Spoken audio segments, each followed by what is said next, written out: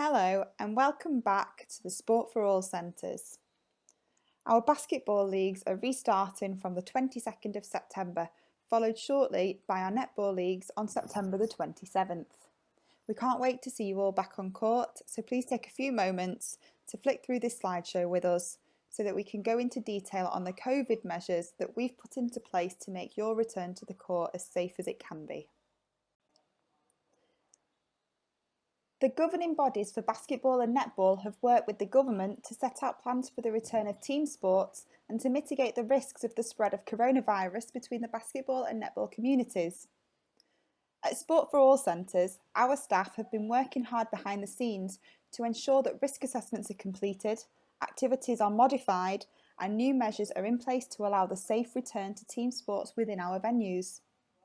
At present, team sports are permitted to take place, irrespective of any local lockdown issues or any local enhanced restrictions. This is because of agreed measures in place to mitigate any risks. Clubs and team organisers need to familiarise themselves with the key changes for your sports. Full guidance on this can be found via the Basketball England and England Netball websites. Basketball currently sits at level 2 on its return to play roadmap. This means that drills, skills and team-based training alongside competitions behind closed doors can now take place with a maximum of 30 participants per court. Netball is due to move to level 4B on its return to play roadmap from the 26th of September. This means that from this date, competitions using the COVID-19 rule modifications and strict hygiene protocols will be able to take place, with a maximum of 30 participants per court, socially distanced spectators, outdoor play where possible, and risk mitigations put in place.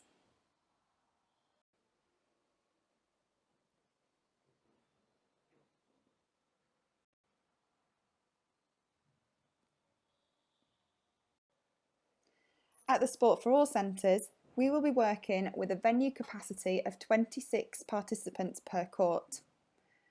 Each team is allowed to bring up to 10 players, one coach or team manager, and one scorer along to their games.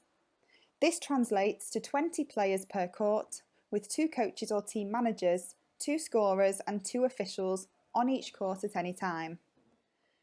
Players that are not used within that 10-player capacity cannot be substituted for additional team managers or officials on the sideline.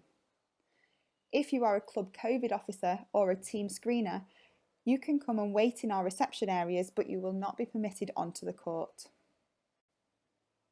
The next section is about what you guys need to be doing in order to get ready for coming back to our matches. If you haven't already, you can affiliate your club, team and members to your national governing body via their online portals. These portals can be found on their respective websites. Register your team for our leagues by emailing your local centre to request a registration pack. You can do this using the emails currently on the screen. If you think that you haven't had a reply to an email, please check your spam. If you check your spam and you still don't have a reply, please recontact your local centre. Each team and/or club needs to appoint a COVID officer. These will be the people that inform the centre should you have a positive test in your team. They also need to follow the Basketball England and England Netball guidelines for their roles.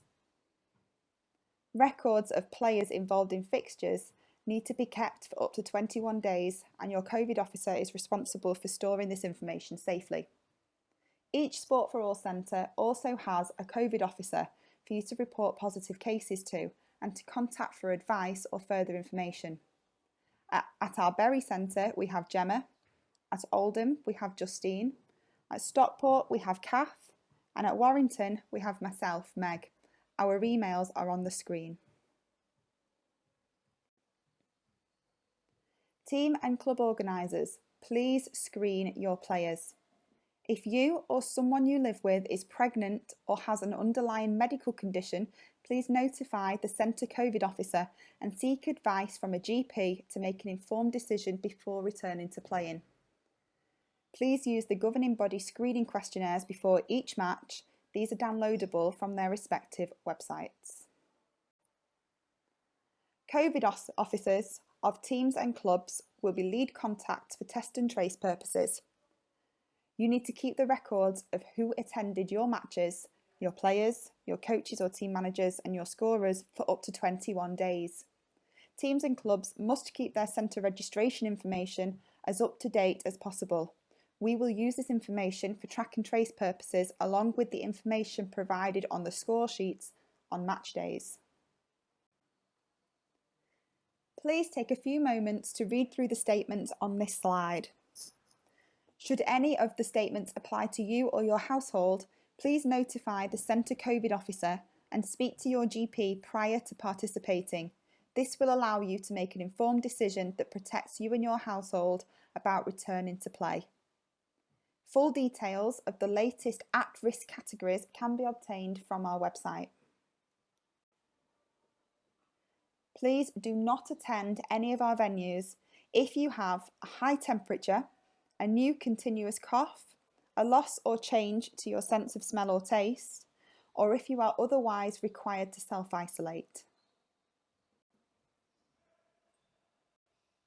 Arriving at our venues.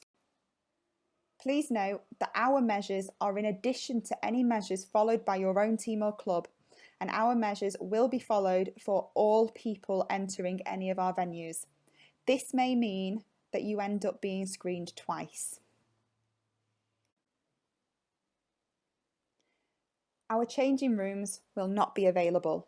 All players and officials need to arrive ready to go.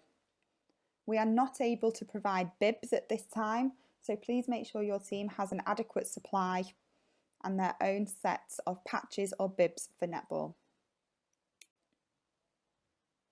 Please arrive with plenty of time to allow screening before your game. We will ask you to queue socially distanced at 2 metres apart outside our venue. This is really important, as not queuing socially distanced completely negates our screening process. Please don't enter the building until you've had your temperature checked by a forehead infrared thermometer by a member of staff. We are currently operating a controlled entrance and exit procedure following a one-way system. If your temperature is 37.8 degrees or higher, you cannot enter our venues. You should go home, self-isolate and book a COVID-19 test. At present, we are not permitting any spectators for matches. They cannot be substituted for a lower number of players or coaches and or team managers. This includes any outdoor games. For junior matches, the coach or team manager will substitute as the primary carer for players. Parents are permitted to wait outside or in the car park but should remain in their cars if possible. Coaches should maintain emergency contact numbers and car registration numbers of parents waiting. If a player is injured or has some other issues, our staff will locate the associated parents and admit them into the venue to assist. COVID screeners and COVID officers will be permitted to wait in reception but will not be granted access to the courts. Whilst inside our venues, all non-players and non-officials need to wear a face covering. If you are exempt from wearing a face mask, we request that you inform your centre in advance and please wear a visor instead. Hand sanitizers are available at the entrance to each venue and on each court. Please use them regularly. Please sanitize your hands on entry to the building, between each period of play, on entering and leaving the courts, and during any timeouts. Teams are also encouraged to bring their own for convenience and to avoid long lines for the ones provided. Social distancing is in operation within our centres. Please keep 2 metres apart at all times inside the venue and outside the venue when you're not on the court. Substitutes, coaches and team managers and scorers should sit 2 metres apart. These will be clearly marked on the benches indoors. Please don't gather in huddles and please don't come together for team shouts. We're not permitting handshakes, high fives or elbow bumps at this time. Please avoid all unnecessary contact. Individual teams should pay at the centre via cash or card. Players cannot pay individually. Team organisers are responsible for collecting payments for games and passing them directly to your programme managers. If you're paying by cash, please try to have the correct amount, as we will not be keeping loose change on the premises. If you are a club with a number of teams within the leagues, you can also pay via cash or card at the centre, but you'll also be able to request to pay online or via bank transfer. Details of this are available on request. For the time being, all of our matches will take place in an extended 1 hour slot. Matches will still run for the normal time, so 2 times 20 minutes or 4 times 10. The extra time is now allocated for periodic cleaning of equipment, toilets and touch points using hospital grade disinfectant. All teams need to vacate the facility before the next lot of teams will be admitted. You will need to leave quickly and efficiently straight after your game finishes. Basketball specific rules. In all of our basketball leagues, normal play is currently permitted. Please do not shout, that's players or coaches or anyone on the sideline. In order for us to manage this efficiently, our officials will be constantly reminding players not to raise their voices. For repeat infringements, warnings will be issued and then technical fouls. The match basketball is to be sanitised before each game, at timeouts and at half time. If a ball from an adjacent court enters your court, please allow a player or a referee from the original court to come and collect it. No sharing of bibs, towels or water bottles is permitted at this time, alongside no handshakes, high fives or elbow bumps. Please avoid all unnecessary contact. For the time being, timeouts will not be permitted within the last 2 minutes of a match. Netball specific rules. In order for our netball leagues to return, we have some COVID-19 rule modifications that we all must abide by. At the start of play, at the start of a quarter, and at any centre pass throughout the game, all players must be 4 feet away from each other. Goal shooter and goalkeeper must also start in the end semicircle, 4 feet away from each other. When marking a player in possession of the ball, you must be 4 foot away from them, not 3. In the event of a penalty being taken, the penalised player must stand 4 feet away from the player taking that penalty. Toss-ups will no longer be allowed. In the event of a toss-up being required, possession will return to the last player who had it. Idle interactions have also been removed. These are any instances where the ball and the direct passage of play is not involving you as a player. In such instances, you must be 4 feet away from the nearest player. Umpires are no longer allowed to touch the netballs at any point during the game, and shouting by players or coaches or scorers is no longer permitted. Umpires will be constantly reminding teams of these new rules, but should repeat infringements occur, warnings will be issued and the normal game management processes will be followed.